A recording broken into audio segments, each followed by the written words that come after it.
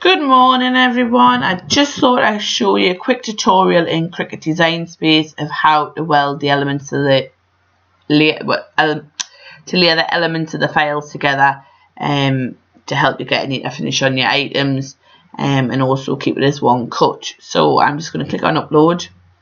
On this particular occasion I'm going to be working with a freestanding woodland shape just to show you how to weld the lines and the stars together. Again, this file size is going to upload at a ridiculous size, but unfortunately there's nothing I can do about that. It's just an issue with Cricut Design Space, and nothing I do or anybody else will do will alter that into the other software. So I'm just going to put it at 6 inches just to give us a size to work with. I'm just going to come back over to the file. I'll just zoom in a little bit to make it a bit easier. Firstly, I am going to ungroup the elements of the file, the layers of the file. I am just going to quickly pull these over here just to make resizing this easier, and I'm going to come up here and I am going to attach these together.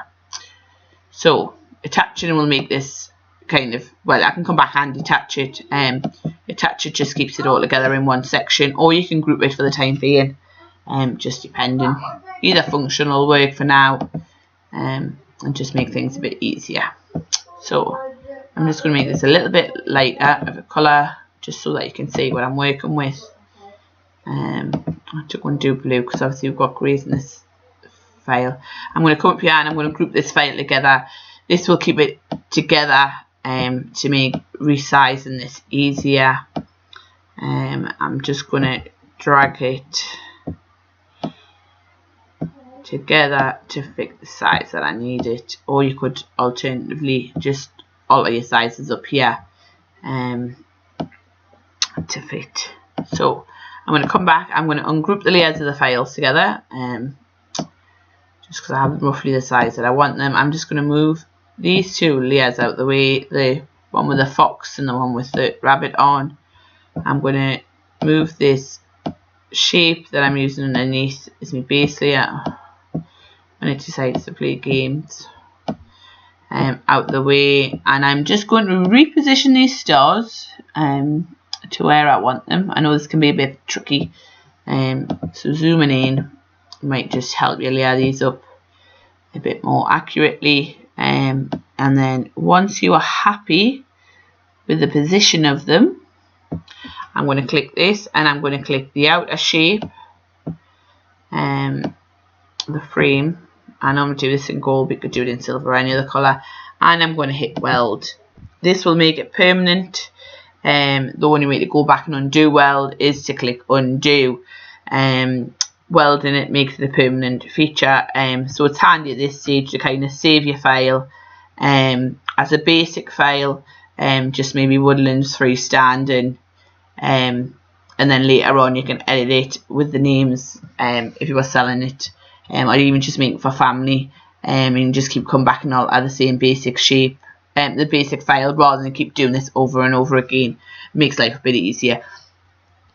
So I now have the elements welded together. I will just show you how I add a name. For example, I only use Inkscape for typing my text because I find Cricut Design Space rather frustrating and painfully slow on this process. So these are names that I've done earlier for a different project. I'm just going to, on this occasion in Inkscape, I didn't make this permanent feature because I wanted to do something else with them over in this section. Can't even spell my name right. So I'm just going to take Jacob. I'm just going to weld Jacob. As you can see in my layer panels at the moment, Jacob consists of 5 individual letters. If I weld it, it will make it as one letter. Well, one layer. As you can see, it kind of transfers to kind of across the screen rather than down screen all individual letters that we currently have here. I'll just do the same with Chris and with Emily. It just makes it a bit easier to kind of transfer over. for now.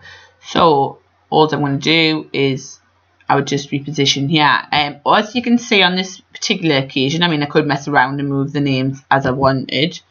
Emily's kind of going to become attached to that star, which is there. And I know somebody asked how to use the contour tool. So if I come over to the contour tool, and if I click on this star, it will disappear and kind of no longer becomes part of the file. That's the purpose of contour. It's quite good for very small details.